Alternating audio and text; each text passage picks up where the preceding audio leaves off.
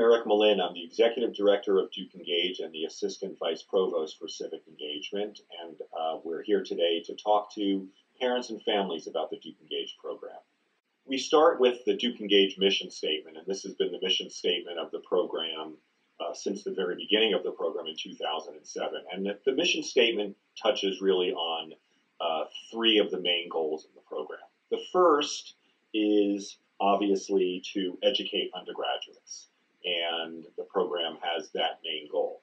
Two other very important goals have been to have an impact on the community partners that we're serving, both in the United States and abroad, and also to influence Duke University, to have our students at some level embrace civic engagement and bring what they're learning through civic engagement to the East-West bus, to the dormitories, to the dining halls, and to their conversations that they're having with their peers. The program was founded while President Richard Broadhead was leading Duke University, and he made the important statement that this is not curricular, this is not mission work, this is education. And so it's always been our goal that DukeEngage, even though it's not for academic credit, that DukeEngage would be part of the central educational mission of the university. President Price, who recently spoke at the DukeEngage Academy, echoed what President Broadhead said and said that you will learn things in your DukeEngage experiences that can never be taught in the classroom. And though DukeEngage has never been, the goal has never been to replace what happens in the classroom, it's very much been the goal to supplement and add on to the educational experience within the class. We have some fundamental values that have guided us in the creation of DukeEngage from the very beginning of the program. We believe in immersive civic engagement, and when I think about immersion, I think about students smelling a place, feeling a place, tasting the foods of a place, but as much as possible, deeply, deeply embedding themselves in the communities where they're living and working. We believe fundamentally in community-driven service, and so that the service that our students are doing should be initiated by the communities that we're working with and should be asked for by the communities that we're working with. We don't pretend to go into communities that we don't know very well and suggest to them how we think things should be done. We value partnership and reciprocity. That is that we have always believed, and our data strongly suggests, that the impact of DukeEngage is reciprocal, that our students are learning deeply and that the community partners and the populations that our students are working with are also learning and being aided by the program. Urge that our students go into their programs with a deep sense of humility, that they're not going to save the world in 8 to 10 weeks, but that they're going to have some impact, and that they can have that impact best by going into communities with a great deal of humility, wanting to learn, wanting to soak up the experience as much as possible. And finally, we believe in critical thinking and reflection. We know from our experience, and we also know from academic studies, that reflecting on civic engagement experiences, having time set aside for students to talk about what they've done, actually deepens the learning and expands the impact that it has on our students. The program is relatively simple in its structure. We fund over 400 students every summer who do an 8 to 10 week immersive summer of service in partnership with a United States or international community. There are 2 different tracks that students can pursue in DukeEngage. The first is to take part in one of our approximately 40 group programs, a third of which are in the United States and 2/3 of which are abroad. We also fund about 40 independent projects a year. So then rather than going with a group of Duke students with a Duke faculty member, students go out into the world on their own with as many as 3 others. So 3 students can apply to 1 independent project. And we fund, as I said, about 40 of those a year. It's important for us to also mention that DukeEngage is a very popular program and it's highly selective. And so we receive approximately 900 applications every year for the over 400 spots that we have. If students don't get in the first time, we urge them to apply again. We find in looking at our data that eventually students who want to do DukeEngage get to do it. It's hard for me to imagine that there's a civic theme that Duke students couldn't find in the DukeEngage program, and so we really touch on the broad range of civic activities that students can do. And we have a very broad definition from arts. A lot of our programs focus on children and youth services and education, but we also have programs in innovation and entrepreneurship, public policy, women's advocacy, and empowerment. So students should think deeply about what they care about, what kinds of skills they want to share with communities, and what kind of skills they want to gain in the experience in thinking about the programs that they apply to. Any student in good standing who has completed 2 semesters at Duke and who will spend at least 1 semester back on campus can participate in DukeEngage. We structure it in that way because, as I said earlier, we want students to bring their DukeEngage experience back to the dormitory, back to their classrooms, back to their student clubs, and so we don't fund students who are not coming back to campus. Over the last 12 years, 25% of students do DukeEngage after their first year, 50% do it after their sophomore year, and 25% after their junior year. There's no right time to do it. I think students know for themselves when the best time is when it fits into both their curricular and co-curricular pathways. There are a variety of ways that students can learn about DukeEngage. They are learning about DukeEngage even as high school students when the admissions office is visiting high schools. But we have a very active social media presence. We have a launch of all of our programs of October 1st every year, so that's when students can look on our website and see which programs will be offered for the following summer. We have a how to apply session. We have program-specific meetings during DukeEngage month, which takes place mostly in October. So every evening, 4 to 5 programs are presenting with the faculty director, with the students who have participated in the program. We have student mentors who are willing to advise students, and we have drop-in advising sessions. So there's really no shortage of ways for students to find out. Our website has rich descriptions of each of our programs, details about each one. You can search by program theme, and you can search by other attributes of the program. One thing I know parents are particularly interested, I'd like to believe that students are too, is in health and safety of our students, and we take that very seriously. We carry a 24-hour, 7-day-a-week emergency telephone in the time that our students are in the field. We have a contract with International SOS, which is a consulting firm that helps us get medical assistance if students need medical assistance, or even evacuate students in the very unlikely event that that would be necessary. As you can see from this particular slide, we have a DukeEngage emergency card that all students and parents receive, and so we're very easy to reach if that were necessary.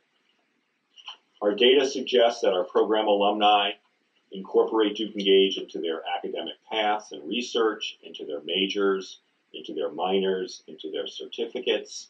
We know from alumni surveys that DukeEngage students incorporate what they've learned in DukeEngage into their careers, whether they're doing a civic engagement career or not. They can be doing Teach for America. They can be doing Google, Apple, Amazon. It's our hope always that students will bring the civic ethos of DukeEngage with them. One detail I should mention is that we fully fund these projects. Students doing independent projects are funded based on the cost of living in their host community, so those are variable across the 40 independent projects. And in our group programs, all program-related expenses are covered for group programs. They include travel, meals, accommodations, vaccinations, visas, and incidentals. It's also important to know, and I think parents should know this, though there is no cost to students to participate, it is not a free program. And in fact, the program relies on philanthropy to provide summer experiences to Duke undergraduates, and we're always reaching out to Duke alumni and parents who have historically been very generous in supporting DukeEngage. As parents, we encourage you to Tell your student to apply to a program based on the theme and content, not on the location. It should really be something that resonates intellectually for the student. As the father of a 25-year-old and 22-year-old, I know that sometimes this advice falls on deaf ears, but students should not wait until the last minute to apply for a program. You can say that until you're blue in the face, but I encourage you to say it repeatedly. We've heard many stories from students applying to DukeEngage that a technological glitch at the end prevented them from getting their application in on time. We urge parents not to manage the experience or the process for the students. We think this is a growth experience for your child, and so the application should come from them, the impetus for doing DukeEngage should come from them, and the joy of getting in or the disappointment of not getting in should be your student's experience, not yours.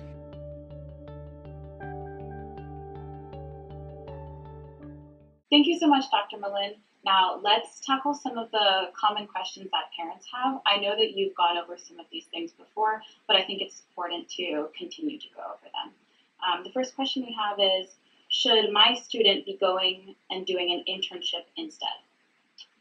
We get that question a lot from parents, and my answer to that is it certainly depends on the student, but in general, I think that this generation of students feels too much pressure to do the pre-professional internship and doesn't see DukeEngage as necessarily contributing to what they want to do in the future. We know from the experiences of our students, we know from what we hear from potential employers, we know from what we hear from medical schools, law schools, business schools, that they want students who've had this kind of experience.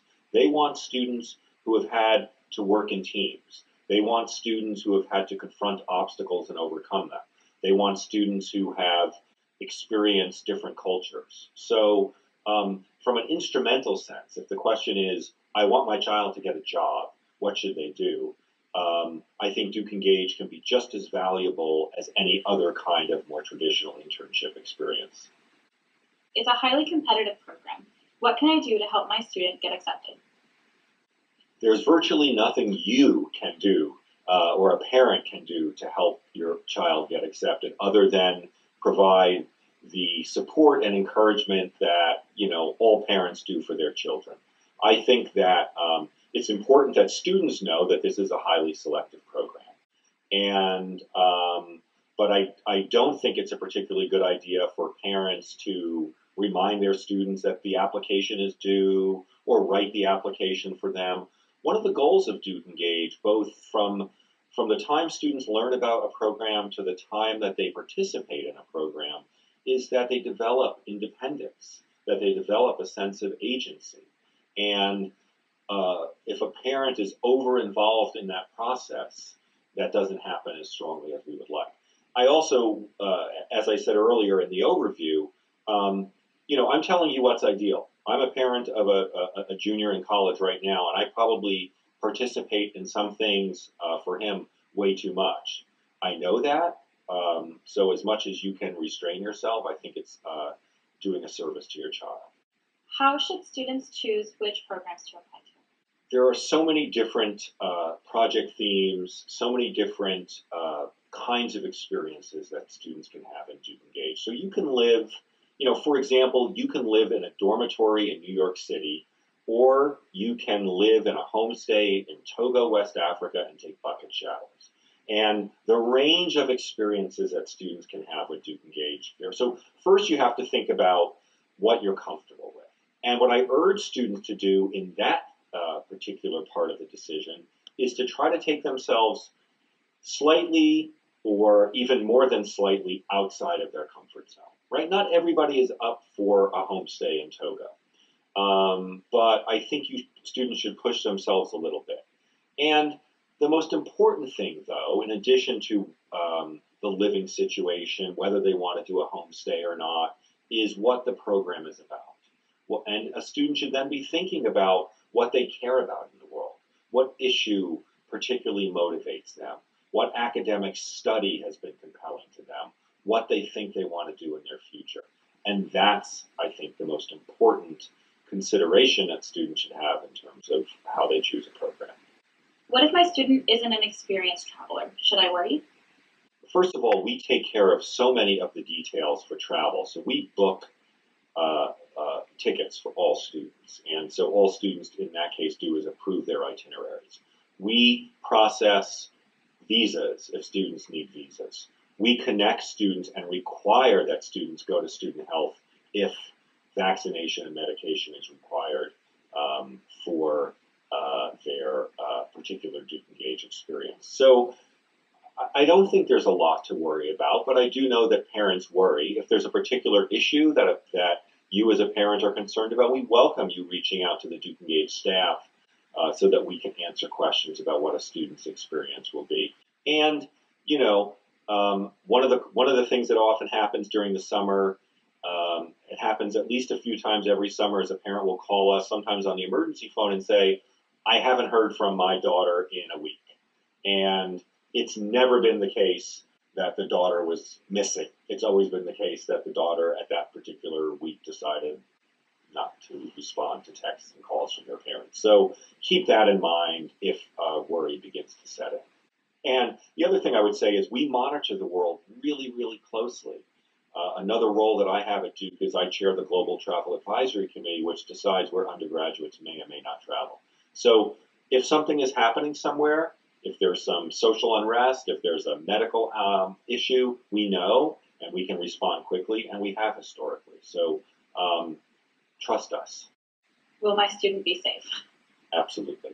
And I am very, very proud of the track record that DukeEngage has around health and safety. It's our number one priority, and every decision that we make has that at the top of the list in terms of how will this impact the health and safety of our students who are in the field.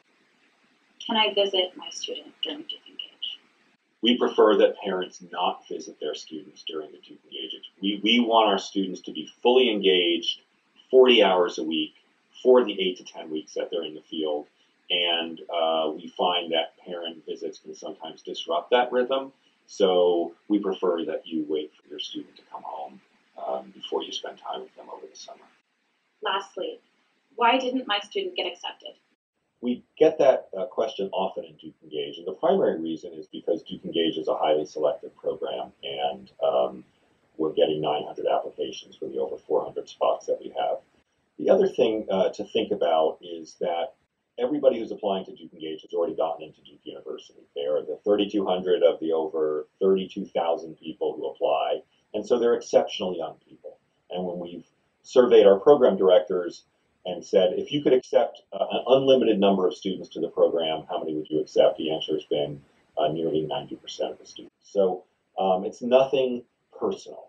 And what it means in many cases is that our program directors who are taking students into the field know the particular skills that they need and are also shaping a team. And so since so many of our projects are students are working for the same organization, you may need some introverts, you may need some extroverts, you may need some teachers, you may need some organizers, you may need certain language skills, and you may not need everybody in the program to have those language skills. So those are the kinds of things that it's hard for students to see and hard for students to know. I think that they can ask their program directors during information sessions, what are you looking for?